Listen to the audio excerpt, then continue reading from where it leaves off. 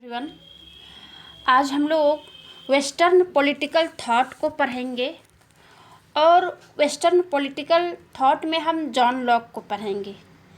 John Locke के बारे में पिछले क्लास में मैं जॉन लॉक का परिचय और उनके जितनी भी रचनाएं थी और फिर उनके जो सिद्धांत थे, इन सारी बातों को पहले वीडियो में मैं पढ़ा चुकी हूँ। और आज हम लोग जॉन लॉक का सामाजिक समझौता सिद्धांत को पढ़ेंगे। तो आइए जानते हैं कि सामाजिक समझौता सिद्धांत जॉन लॉक का क्या कहता है। तो राज्य के राजनीतिक चिंतन का सबसे प्रमुख भाग सामाजिक समझौता सिद्धांत है, जिसके द्वारा लॉक ने इंग्लैंड में हुई 1688 की गौरवपूर्ण क्रांति के औचित्य को उन्होंने सही ठहराया था। सामाजिक समझौता सिद्धांत सबसे पहले हाउस ने इसे प्रतिपादित किया, लेकिन लॉक ने उसे उदारवादी आधार प्रदान करने में एक महत्वपूर्ण भूमिका निभाई। लॉक भी हॉब्स के इस विचार से सहमत थे कि राज्य की उत्पत्ति समझौते का परिणाम है, न कि देवी देवता की इच्छा का। लॉक के इस सिद्धांत का विवरण उसकी प्रमुख पुस्तक शासन पर 2 निबंध में मिलता है। और ये शासन पर 2 निबंध के बारे में पहले क्लास में मैं इसे डिटेल से पढ़ाती हूँ, तो आप लोग देख सकते हैं। लॉक ने इसमें लिखा है कि परमात्मा ने मनुष्य को एक ऐसा प्राणी बनाया कि उसके अपने निर्णय में ही मनुष्य को अकेला रखना उचित नहीं था। इसीलिए उसने इसे सामाजिक बनाने के लिए आवश्यकता, स्वेच्छा और सुविधा के मजबूत बंधनों में आबद्ध कर दिया और समाज में रहने और उसका उपभोग करने के लिए इसे भाषा प्रदान की। जॉन लॉक के अनुसार मनुष्य एक सामाजिक शांति प्रिय प्राणी है। प्राकृतिक अवस्था में मनुष्य समान और स्वतंत्रता का जीवन व्यतीत करता था। मनुष्य स्वभाव से ही स्वार्थी नहीं था, जैसा कि हॉब्स ने बताया है कि मनुष्य स्वभाव से स्वार्थी, लालची हैं। लेकिन लॉक ने कहा है कि मनुष्य स्वभाव से स्वार्थी नहीं था। मनुष्य एक शांत और संपन्न जीवन जीना चाहता था। इसीलिए प्राकृतिक अवस्था शांति, संपन्नता, सहयोग, समानता और स्वतंत्रता की अवस्था थी। लॉक ने इन तीनों अधिकारों को मानवीय विवेक का परिणाम कहा। ये 3 अधिकार है: जीवन, स्वतंत्रता और संपत्ति के अधिकार।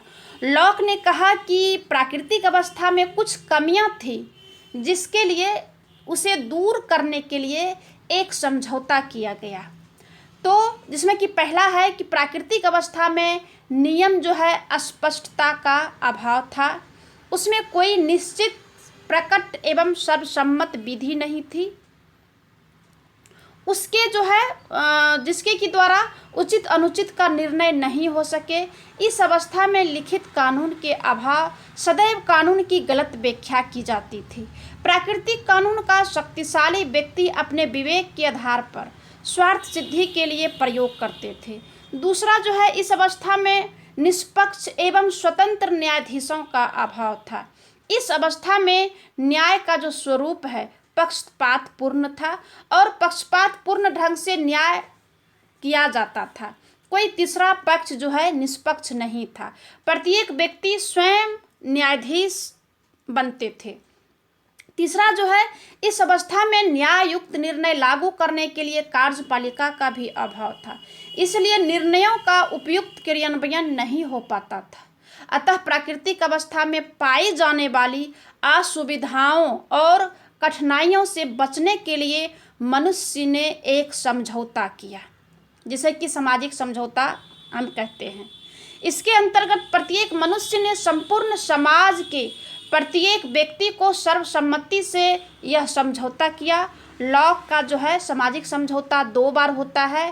पहले समझौता द्वारा मनुष्य ने राजनीतिक व नागरिक समाज की स्थापना करता है। इससे मानव ने अपनी प्राकृतिक अवस्था का अंत किया। इस प्रकार मनुष्य ने इस समझौते द्वारा जीवन, स्वतंत्रता तथा संपत्ति के अपने प्राकृतिक अधिकारों तथा कानून को मानव ने सदैव के लिए सुरक्षित कर दिया। दूसरे द्वारा जो हुआ वो जन सहमति से शासन को नियुक्त किया जाता है। शासक नागरिक समाज के अभिकर्ता के रूप में जीवन, स्वतंत्रता तथा संपत्ति के प्राकृतिक अधिकारों के अंतर्गत ही कानून की व्याख्या करता है और उसे लागू भी करता है। शासक नागरिक समाज के एक ट्रस्टी के रूप में अपने कर्तव्यों का पालन करता है।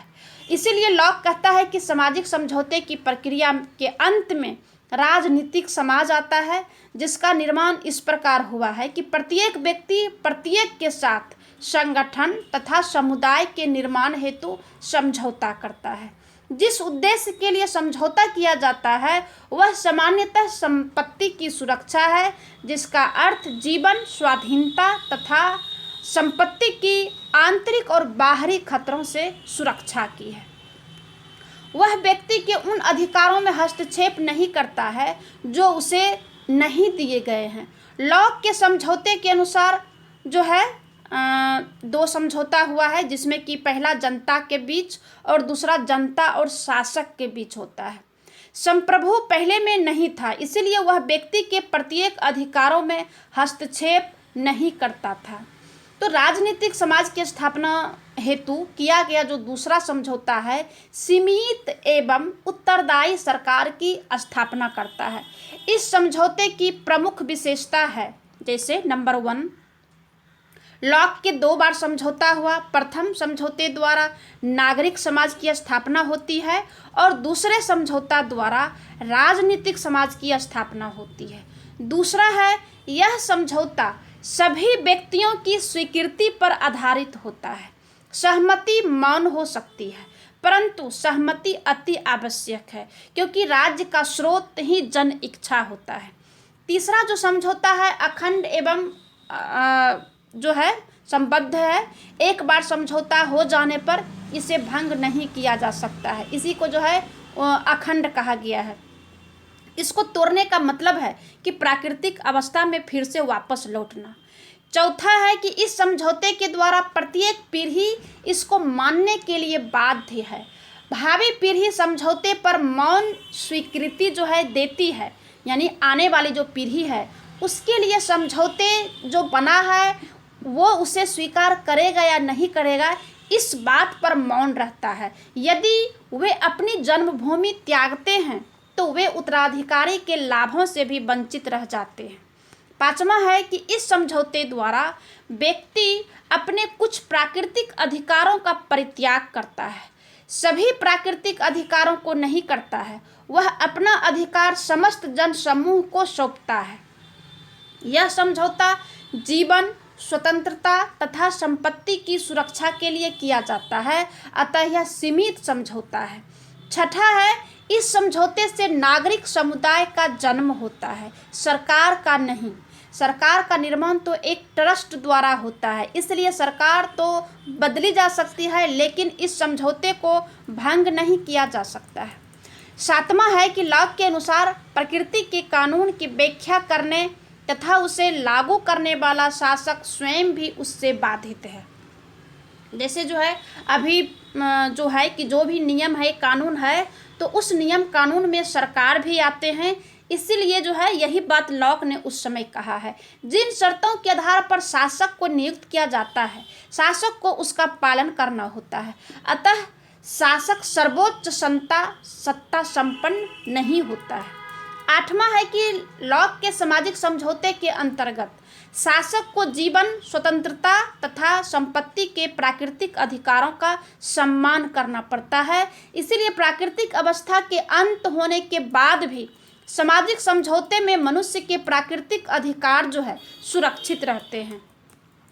9 में है कि नागरिक समाज सामाजिक समझौते द्वारा शासन के 2 अंगों विधानसभा और कार्यपालिका की स्थापना करता है। विधानसभा का कार्य कानून का निर्माण करना, जिनके आधार पर न्यायाधीश निष्पक्ष न्यायिक निर्णय करते हैं।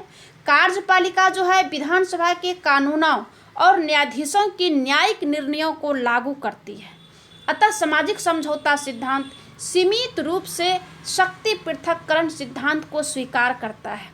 इस सामाजिक समझौते सिद्धांत से जो है लॉक के जो है अभी जो है वर्तमान समय का जो है प्रासंगिकता जो है मिलती है। 10वां है कि लॉक ने व्यक्तिवादी राज्य व्यवस्था की स्थापना की है और उसे व्यक्ति के प्राकृतिक अधिकारों की रक्षा करने वाला साधन कहा जाता है।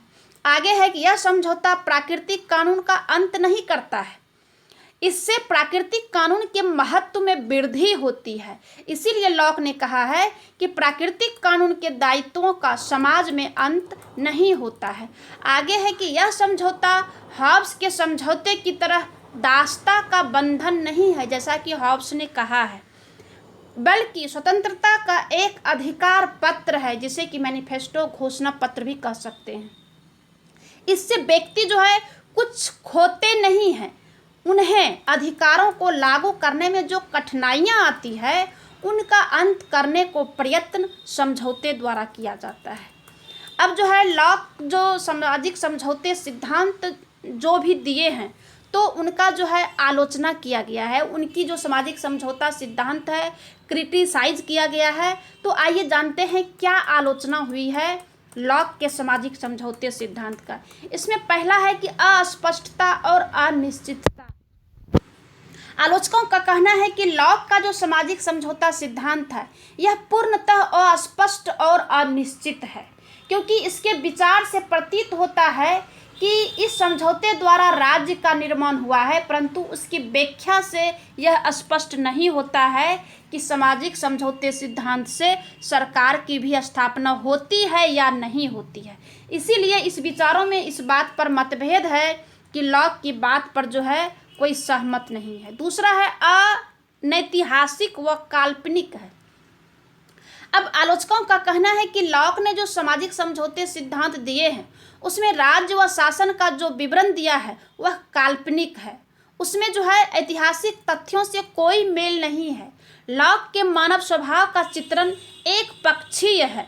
सत्य यह है कि मनुष्य कई सद्गुणों तथा दुर्गुणों से मिश्रण है। मनुष्य के जीवन में या मनुष्य के स्वभाव में निर्गुण सद्गुण भी है और दुर्गुण भी है, परंतु लॉक केवल सद्गुणों का ही चित्रण किया है, इसीलिए ऐतिहासिक प्रमाण का इसमें अभाव है। तीसरा आलोचना है कि लॉक ने राज्य और शासन में अंतर करते हुए व्यवस्थापिका एवं कार्यपालिका की स्थापना की है, किंतु आलोचकों का मानना है कि प्राकृतिक अवस्था में मानव शासन से अपरिचित थे, अतः उनसे राजनीतिक परिपक्वता की उम्मीद नहीं की जा सकती है। सामाजिक समझौते में लॉक ने जो मानव की राजनीतिक सूझबूझ दिखाई है उसकी कल्पना नहीं की जा सकती है। चौथी आलोचना है कि सामाजिक समझौते का दोष यह भी है कि यह सिद्धांत राज्य के पूर्व समझौते की कल्पना करता है, परंतु राज्य की स्थापना के बाद समझौते किए जाते हैं। पांचवा है कि इसमें विरोधाभास है। लॉक का सामाजिक समझौते का सिद्धांत एक तरफ तो सर्वसम्मति की बात करता है और वहीं दूसरी तरफ बहुमत के शासन का समर्थन करता है। तो लॉक ने इस स्थिति की कल्पना नहीं की है कि बहुमत भी अत्याचारी हो सकता है और अपनी शक्ति का प्रयोग जनता के अधिकारों के हनन के लिए भी कर सकता है। छठा आलोचना है कि लॉक समझौते का आधार सहमति को मानता है, परंतु इतिहास में ऐसे कई राज्यों का उल्लेख मिलता है जो बल एवं शक्ति के आधार पर भी बने और नष्ट हुए हैं। सातवां आलोचना है कि लॉक ने बार बार मूल समझौता शब्द का प्रयोग किया है, लेकिन कहीं भी इसका अर्थ को स्पष्ट नहीं किया है। तो इसलिए जो है इस लॉक के सामाजिक समझौते की कई आलोचना होता है। अनेक विचारकों ने कहा है कि लॉक में कुछ भी नया नहीं है, ऐसा कार्य तो पहले भी दार्शनिकों द्वारा संपन्न हो चुका है, परंतु लॉक के समझौते की बड़ी विशेषता भी है, वो यह है कि उसने इसे सुनिश्चितता प्रदान की। उसका मुख्य लक्ष्य व्यक्ति के अधिकारों की सुरक्षा को स्वीकार किया है। बाद वाली पीढ़ियों ने उसके इस सिद्धांत को बहुत पसंद किया। उनके उदारवादी विचारों ने लॉक को मध्यवर्गीय क्रांति का सच्चा प्रवक्ता भी बना दिया। उसके इस सिद्धांत ने परवर्ती राजनीतिक चिंतकों को भी प्रभावित किया है। तो इसलिए जो है लॉक का कुछ महत्वपूर्ण जो है शक्तिशाली प्रभावशाली भी जो है सामाजिक समझौते सिद्धांत के द्वारा प्रभावशाली प्रभाव भी जो है पड़ा है। तो ये जो है सामाजिक समझौता सिद्धांत खत्म होती है। और अगले वीडियो में मैं राज्य जो है मैं शासन या सरकार के बारे में जो है मैं लॉ के बारे में पढ़ाऊँगी। तब तक के लिए धन्यवाद।